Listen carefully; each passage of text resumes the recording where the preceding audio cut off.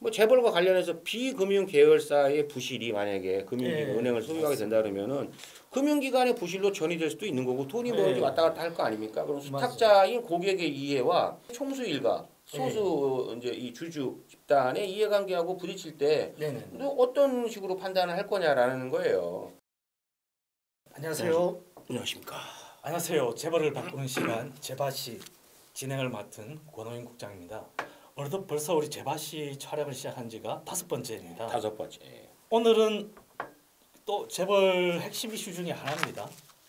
금산분리. 금산분리. 예, 그렇죠. 얼마 전에 이제 10월 1일인가요? 이재명 대통령이 그때 오픈 AI 샘 올트먼 대표를 만났잖아요. 그런 자리에서 그 여러 가지 뭐 AI 투자를 이야기하다가 AI 투자 활성화를 위해서 금산분리 완화를 검토할 필요가 있다. 이런 식의 약간 지시 같은 발언을 했습니다. 때문에 그 시장에서 지금 다시 한번 이 논란이 불거지고 있는데요. 문재인 정부 때도 그 인터넷 전문은행 은산분리죠. 은산분리를 또 풀었었고, 그리고 또 기업 주도형 벤처 캐피탈 CVC라고 하는데 그것도 있어 도입을 또 했었고. 예, 그렇죠. 지금 다시 한번 또 여러 가지 이유로 또 뭐 AI를 어떻게 보면 좋은 말인데 AI 투자인데 그걸 왜 금산분리로 붙였는지 교수님 어떻게 보시는가요? 이러한 흐름에 대해서. 발언의 내용을 옮겨보면 언론 보도에 따라 옮기면 이렇게 돼 있죠. 독점의 폐해가 나타나지 않는 범위에서 또 다른 영역으로 규제 완화가 번지지 않도록 하는 안전장치가 마련된 범위 내에서 현행 규제를 재검토할 수 있다. 먼저 이렇게 얘기를 한단 말입니다. 그러니까 현행 규제를 재검토할 수 있다라고 이제 얘기를 했기 때문에 이게 이제 가능성을 비춘 거죠. 가능성을 비춘 거니까 여기에 대해서는 뭐 이제 갑론을박이 있을 수가 있을 것 같아요. 그리고 물론 이제 단서를 달긴 했죠. 뭐 하지 않는 범위에서 또 다른 영역으로 뭐 하는 범위에서 이렇게 이걸 했는데.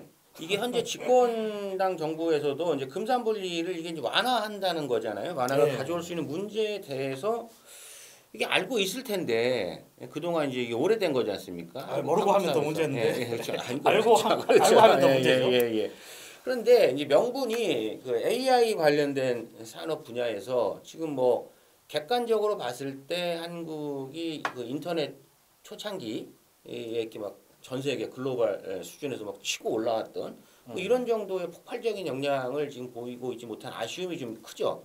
그러니까 이제 그런 부분 때문에 이제 막대한 그 투자 자금이 들어가니까 그거를 뭐 조달하기 위해서 뭐 이런 얘기를 했다라고 했는데 이게 자금을 거기 필요한 자금을 조달하는 거 물론 중요하죠. 근데 그것은 AI라고 하는 게 이게 공공 사업이 아니고 그다음 뭐 그날 뭐 샘 올트먼도 왔지만은 이 사람 이제 오픈 AI라는 상업 회사 사장이잖아요, 대표잖아요, 그렇죠? 철저하게 이것은 어떤 그 서비스, 그러니까 이 인공지능 서비스 산업의 영역에 들어가는 거기 때문에 그거에 대한 투자금을 마련하기 위해 가지고 금산분리를 완화해서 뭐 재벌이나 대규모 기업 집단이 이제 은행을 또 뭐 소유하고 뭐 이렇게 하게 되면 뭐 예금주들 돈이 뭐 이제 옛날에도 그런 우려 때문에 이게 저희가 아마 상당히 오랫동안 이런 부분을 한국 사회가 이제 통제를 정부가 통제를 해왔던 게 다 어떤 그런 맥락적인 이유가 있는 거거든요. 맞습니다. 근데 AI가 중요하다라고 하는 걸 부정하는 건 아닌데 AI 산업을 활성화하는 중요하죠. 국가적인 당면 과제입니다. 근데 그거를 하려면은 기업들이 뭐 이렇게 시장에서 다른 방법으로 자금을 조달하든 본인들의 재원을 투자를 하든 뭐 이렇게 해서 이걸 해야 되는 거지. 갑자기 이걸 풀어가지고 그러니까 여기서 뭐 돈을 가져와라 뭐 이제 이런 식으로 조금 들릴 수 있는 또 그런 오해의 소지? 이제 뭐 이런 소지가 있었다라고 하는 부분 조금 아쉽죠. 근데 항상 제도를 완화할 때 보면 항상 안전장치를 마련해요. 뭐다 이유가 있어요. 근데 보면 지금까지 그 선례들을 보면 그 안전한 장치들이 아닙니다. 안전장치라고 하면 아예 완화를 안 하는 게 맞겠죠. 그렇죠. 이것도 여기서 굉장히 모호하게 얘기가 됐기 때문에 어떤 폐해가 나타나지 않는 범위 내에서 규제 완화가 번지지 않도록 하는 안전장치가 마련된 범위인데 이런 게 이제 애매하고 근데 어쨌든 이거를 풀어버리면은 글쎄요 이게 가져올 여파에 대해서 이번 정부는 조금 더 잘 생각을 해야 한다 이렇게 생각을 합니다. 그냥 잘 아시겠지만 구멍이 살짝 뚫리기 시작하면 계속 넓어지는 거죠. 나중에 뻥 터질 수 있는 뻥 터지고 돌아가기가 이제 어렵고 제조업이 금산 분리에 대해서 그렇죠. 예, 금산 분리. 예, 그렇죠. 한번 정리를 해주시죠. 알겠습니다. 예. 금융자본과 산업자본이 결탁을 해요. 이게 결탁이라는 표현이 조금 이제 뭐 이거 듣기에 따라서 불편한 분들도 있겠습니다만, 그걸 뭐 결합을 했다 치자 그냥 우리가 아주 완화해서. 자, 그러면은 이게 거기서 나타날 수 있는 독점력의 강화, 경제력 집중이 나타날 거고, 그런 문제가 근본적으로 해소되지 않은 상태에서 금산분리 기조를 후퇴시켜요. 그러니까 금산분리를 완화한다라고 했을 때는 기존에 가지고 있던 문제들, 재벌이 한국 사회에서 보였던 어떤 그 지배력 뭐 이런 거에 대한 안 좋은 폐해들이 더 심화될 수 있다는 거죠. 뭐 재벌과 관련해서 비금융 계열사의 부실이 만약에 은행을 소유하게 된다 그러면은 금융기관의 부실로 전이될 수도 있는 거고, 돈이 뭐 왔다 갔다 할 거 아닙니까? 그럼 수탁자인 고객의 이해와 총수 일가, 소수 이제 이 주주 집단의 이해관계하고 부딪힐 때 어떤 식으로 판단을 할 거냐라는 거예요. 지난 시간에도 저희가 말씀드렸지만은 밑에 뭐 계열사가 그때 얼핏 기억하기로는 뭐 92개 어디 뭐 3천 몇 개 뭐 대충 이랬단 말입니다. 이게 뭐 부실화의 매개 역할을 금융도 이렇게 금산분리 완화하게 되면 금융회사가 계열사가 돼버리는 거니까. 금산분리 이제 그 중요성, 필요성에 대한 사례로 나온 것이 그 동양그룹 사례가 있잖아요. 동양그룹. 금산복합에 따라가지고 그 상품권을 또 활용하다 보니까 동양그룹 자체가 뻥 터지고 국가 경제로 전이됐던 동양그룹 사태 한번. 그러니까 말씀드린 것처럼 금산복합 출자 구조가 문제가 됐는데, 투자 당시에 부적격 등급의 계열사, 회사채, CP 등을 이제 과다하게 막 취급을 하는 거예요. 원래는 이제 고객의 그 증권도 고객 돈으로 굴러가는 거 아닙니까? 그런데 이제 이런 리스크 있는 거를 마구마구 취급을 해요. 왜 그러냐면은 이게 2013년 당시에 동양그룹 순환 출자. 하여튼 한국은 금산복합으로 된 이 순환 출자 이 표만 보여주면은 사람들이 머리가 아파. 이거 이해하기가 어렵단 말이죠. 뱅글뱅글 돌아가고. 뱅글뱅글 돌아가고 결과적으로 무슨 뭐 동양 파이낸셜 대부 뭐 이런데 동양생명 뭐 TY 머니 대부 뭐 알 수가 없어요. 이런데 다 이렇게 회사를 가지고 있다가 보니까 여기서 다른 그 쉽게 말하면 산업자본 쪽에서 그런 계열사의 리스크를 그냥 떠안게 만들어 놓는 거죠. 그래갖고 이제 뻥 터져버린 거예요. 근데 이게 만약에 당시에 이게 그나마 증권사 뭐 이런 정도였으니까 여기서 끝났다고 보는 거지. 그게 은행이었다라고 하면은 그 1997년도에 금융위기가 왔을 때 그때 많은 은행들이 구조조정 뭐또 하고 뭐 했지만 없어진 은행들이 있어요. 근데 그때 우리는 지금 벌써 꽤 된 얘기니까 기억을 못 하시는 분이나 경험을 안 해보신 분도 있겠지만은 어떤 국가 경제에서 은행이 하나 파산이 된다라고 하는 거, 문을 닫는다, 망한다라고 하는 것이 미치는 파급 효과라고 하는 거는 어마어마합니다. 이건 역사적으로도 그 대공황도 사실은 그런 거 아닙니까? 은행 하나의 파산으로 시작을 이제 하게 되는 거죠. 그럼 이게 일파만파로 커지는 거예요. 왜냐하면 워낙 많은 돈이 이제 묶여 있는 거기 때문에 이런 부분들은 상당히 시장에 리스크가 있고 선량한 피해자들을 양산할 수 있습니다. 그래서 지금 금융 자본과 산업자본의 이제 결합을 방지하는 규제를 하고 있는 법을 보면 금산법이 있고 은행법이 있고 연산분리 쪽에 은행법이 있고 또 공정거래법이 있고 금융지주회사법, 크게는 보면 이 4개 정도에 이렇게 나눠져 있습니다. 그래서 약간 법률적인 부분에 대해서 간단하게 뭐 대표적인 부분 이런 겁니다.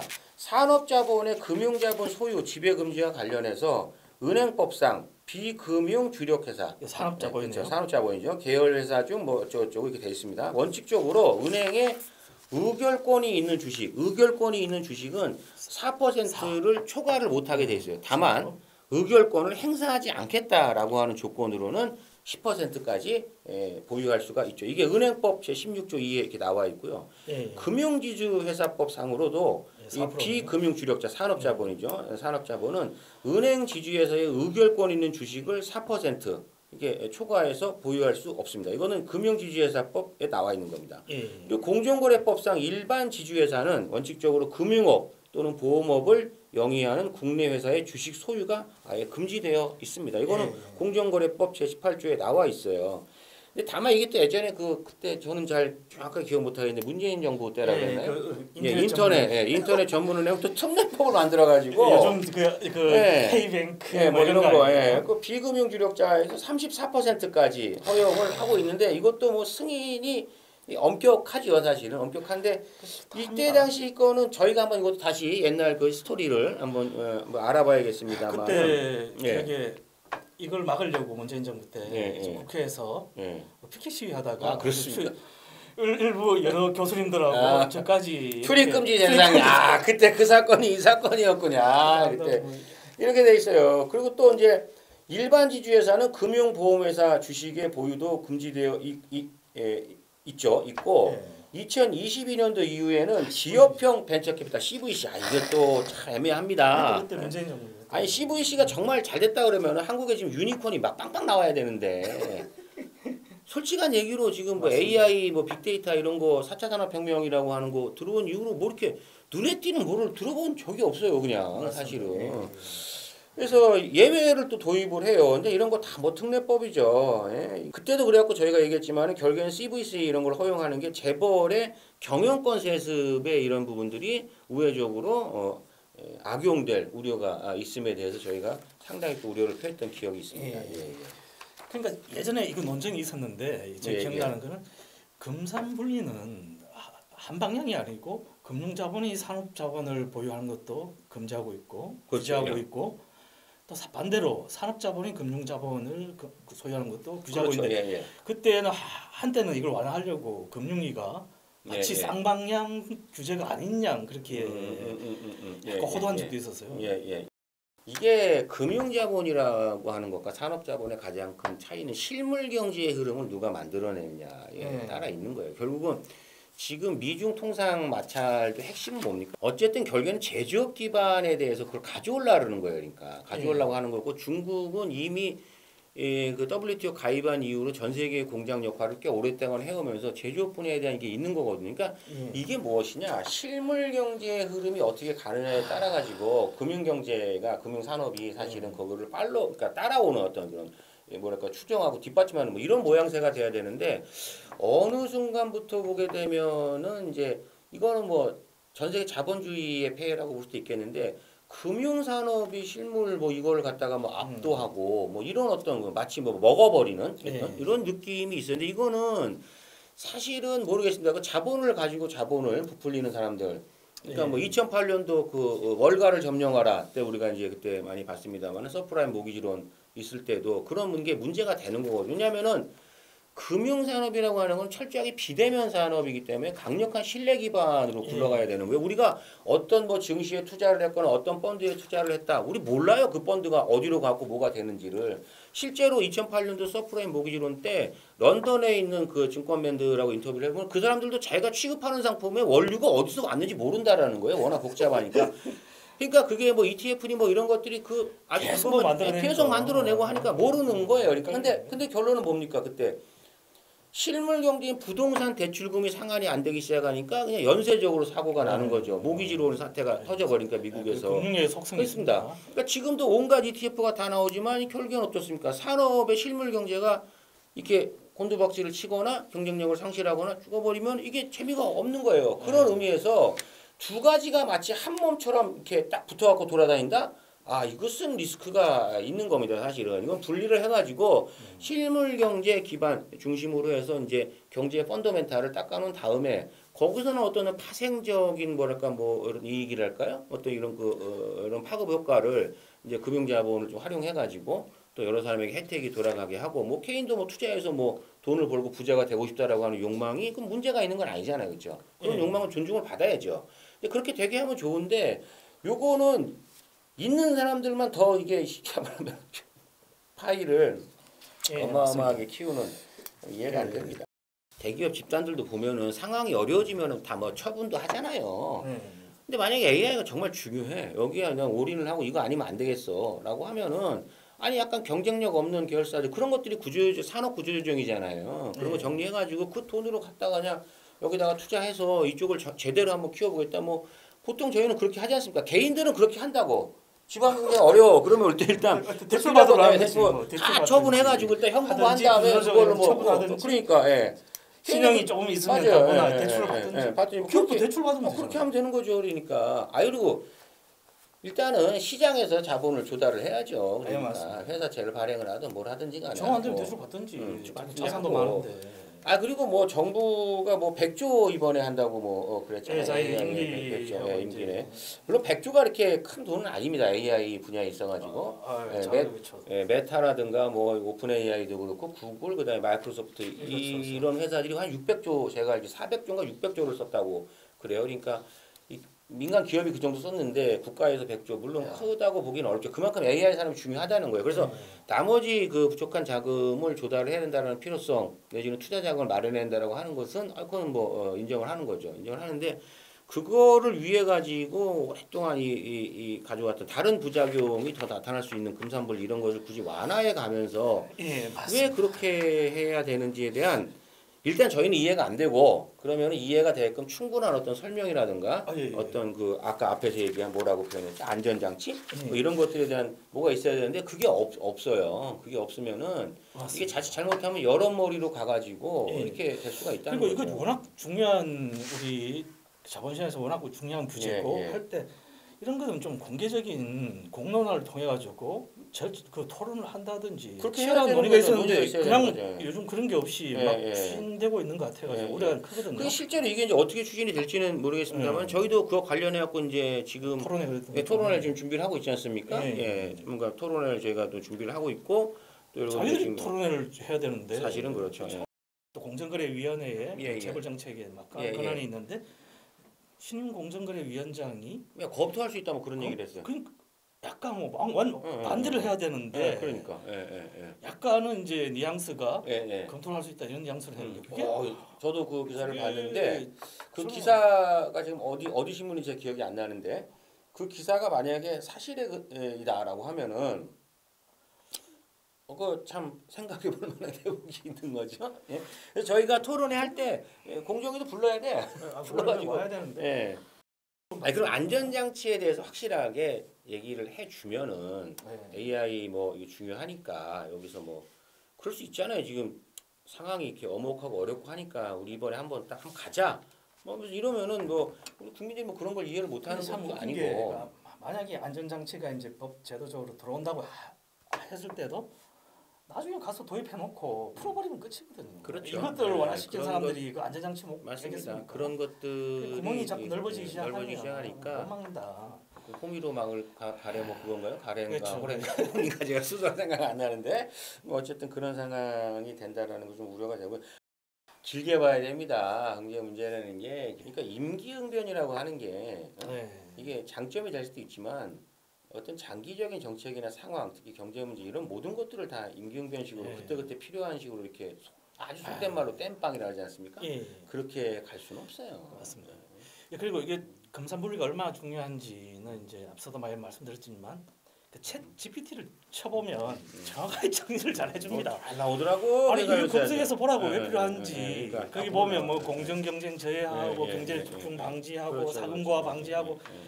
챗 GPT도 이게 중요하다고 이런 걸 다 이야기해 주는데 그러니까 이게 국회 입법조사처 자료에 이게 저희가 무슨 만든 게 아니야. 저희는 뭐 이런 거를 만들 않고 이렇게 뭐 하지 않아. 자, 국회 입법조사처 자료에 나와 있는 것만 하나만 읽어볼게요. 금산분리의 목적에 대해서 이렇게 얘기하고 있죠. 금산분리 이론은 금융자본이 산업자본에 종속되는 것을 막고 산업자본의 위험이 금융기관으로 전이되는 것을 차단하기 위해 마련된 것이다. 금융자본과 산업자본과 위험이 전이되는 현상에 대한 우려는 금융산업이 다른 산업과는 달리 산업이 필요한 투자자금을 제공할 수 있다는 특징에 기인한다. 이렇게 설명을 하고 있어요. 이제 이렇게 얘기할 때는 한참 얘기해놓고 이제 와갖고 갑자기 이게 뜬금포예요. 근데 왜 그런지 모르겠어요. 이거 잘 지켜봐야 됩니다.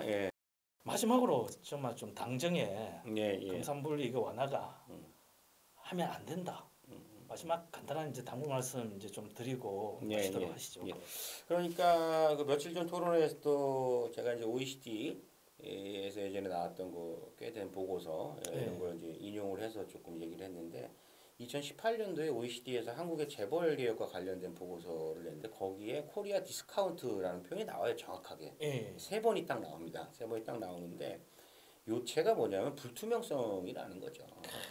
불투명성인데 이렇게 투명하지 않다라는 걸 제일 우려를 해요. 이제 그거 투명하게 하려면은 뭐 이사회 구조나 뭐 감사의 견제 기능 이런 것들이 살아 있어야 되는데 한국 재벌들은 그런 게 취약하다라고 얘기를 해요. 언제? 2018년도에.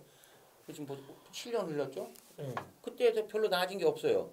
그런데 그나마 이번 정부 들어와가지고 상법 개정했죠. 상법 개정을 하면서 상당히 많은 진척이 있었어요. 근데 이건 모순되는 정책이에요. 네, 그러니까 있었는데 그 결과 지금 어떻습니까? 뭐 지금 주식시장이 조금 좀 미중 통상 그 갈등도 있고 그 다음에 지금 원화 가치 달러 그냥 올라가고 있잖아요. 이런 상황에서 우리가 지금 오늘 아침에 오다 보니까 3,700 뭐 최초로 코스피 돌파했다 속보 막 뜨고 그러던데 그렇게 가는 이유가 이제 누가 봐도 투명성이 많이 확보됐다라고 판단이 되는 거죠. 그랬는데 잘 가고 있었는데 갑자기 뭐 게임제도 그렇고 이것도 그렇고 이게 또 나오게 되면은 완전 예. 정반대의 정책. 그렇게 되면 이제 산업자본이 금융자본을 딱 소유하게 되면서 그 안에서 어떤 의사결정이 일어나는지에 대한 불투명성이 당연히 이제 거기에 대한 우려가 나오는 거고 리스크가 커지잖아요. 예, 리스크가 커진다라고 우려를 하는 거예요.